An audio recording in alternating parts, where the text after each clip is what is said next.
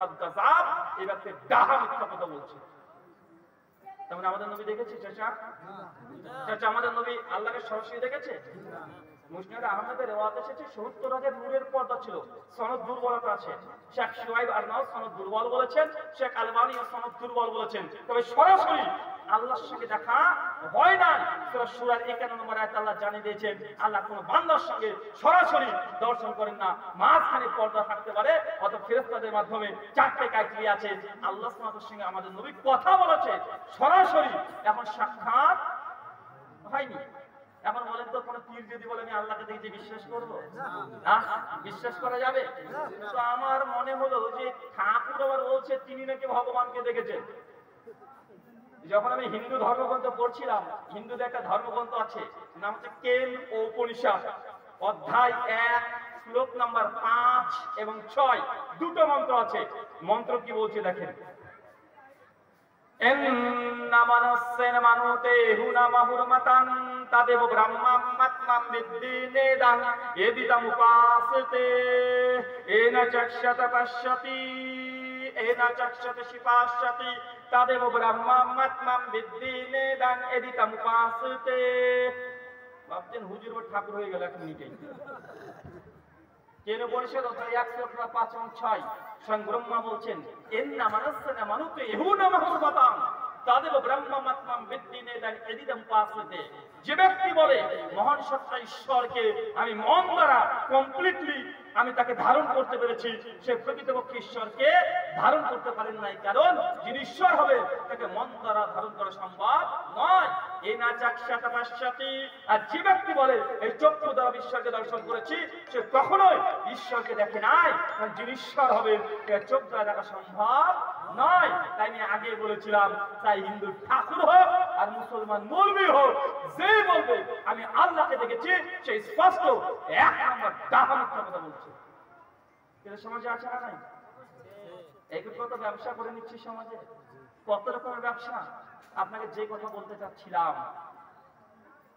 আসিয়া রাদিয়াল্লাহু আনহা তিনি কি পাবেন জান্নাতে?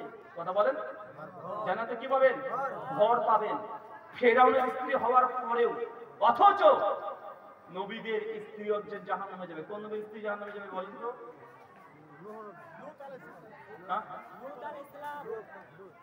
চাচা আপনাদের আমার খুব আশা, চাচা আপনার মুখ খুলবেন। এই ছোট ছোট বাচ্চা ছেলেরা বলে দিচ্ছে চাচা কোন নবীর স্ত্রী জাহান্নামে যাবে? আরে তোমরা বলে না, চাচার সঙ্গে কথা বলছি, কোন নবীর? চাচা আমার সম্মানটা একটু রাখবা। লূত কোন নবীর স্ত্রী? লূত আলাইহিস সালামের স্ত্রী কোথায় যাবে? জাহান্নামে। চিন্তা করে দেখেন, নবীর স্ত্রী জাহান্নাম, ফেরাউনের স্ত্রী জান্নাত। ইসলাম বোঝানোর চেষ্টা করছে যার ঈমান নাই সে নবীর সন্তান হলেও জাহান্নাম, যার ঈমান আছে সে যদি শয়তান বদমাশের সন্তান যদি হয় তবু সে জান্নাত। এর সম্পর্ক ৫ পয়সা মূল্য নাই। মূলত ঈমানের মর্যাদা। কিসের মর্যাদা? কিসের মর্যাদা? ঈমানের মর্যাদা। ২ নম্বর ব্যক্তি হচ্ছে খাদিজাতুল কুবরা। আচ্ছা খাদিজাতুল কুবরা কে? খাদিজা কে চাচা? আমাদের নবীর প্রথম স্ত্রী। ৩ নম্বর হচ্ছে ওমর ইবনুল খাত্তাব। এই ৩ জন ব্যক্তিকে আল্লাহ সুবহানাহু ওয়া তাআলা জান্নাতে আগে থেকে ঘরে দেখে দিয়েছেন।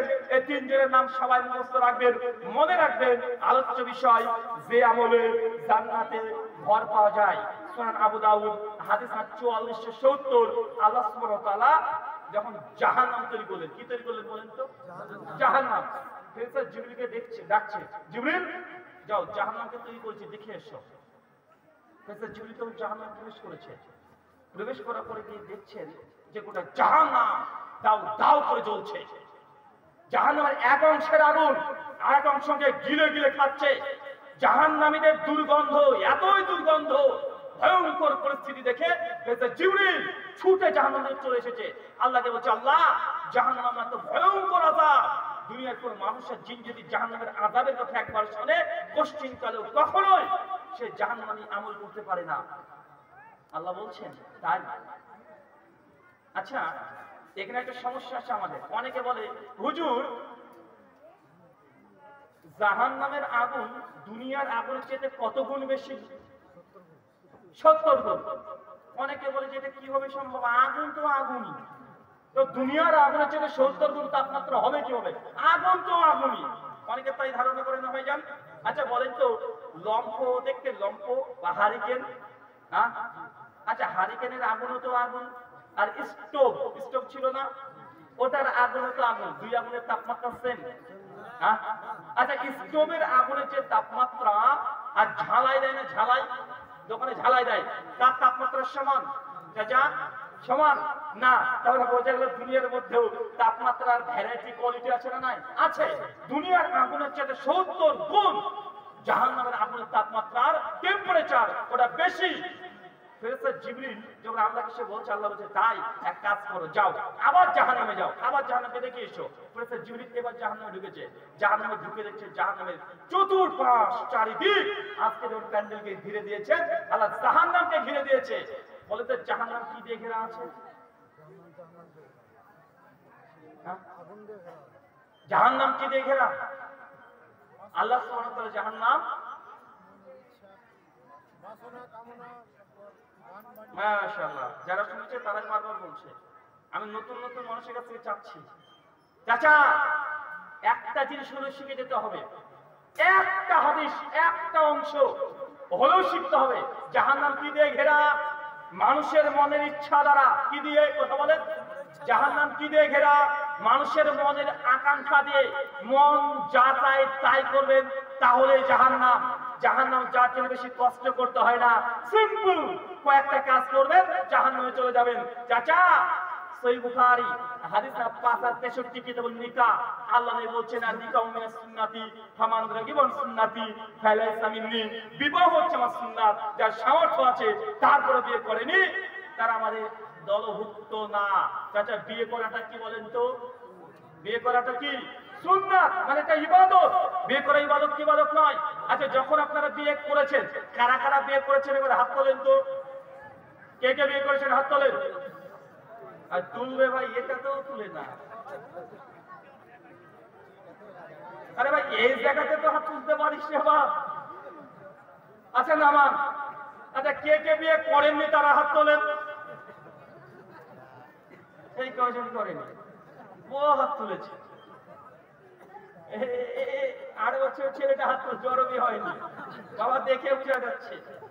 আচ্ছা কে কে বিয়ে করতে চাও কিন্তু আব্বা মা দেয় না, বলে ছেলে আমার ছোট, এমন কেউ রুগী আছে নাকি? যে বিয়ে করার ইচ্ছা, বিয়ে করতে মনও চায় কিন্তু আব্বা মা দেয় না, এরকম সমস্যা কেউ আছেন?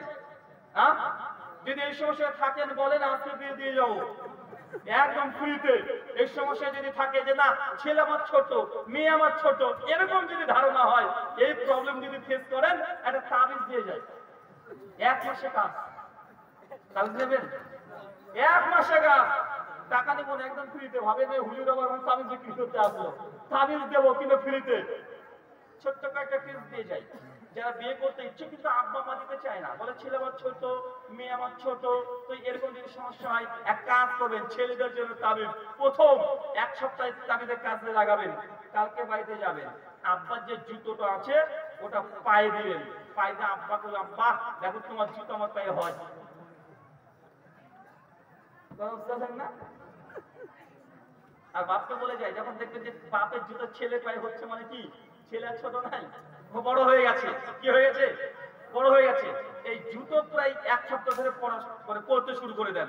আব্বা দেখলেই বলবেন যে আব্বা আপনার জুতো আমার এখন হয়, আব্বা তোমার জুতো এখন আমার পায়ে হয়। কতক্ষণ বুঝবে না, ঠিক বুঝে নিবে। এখন এই 1 সপ্তাহে এই ডোজ কাজ যদি না হয়, ডোজকে তাপমাত্রা বাড়িয়ে দিতে হবে। কি করবেন?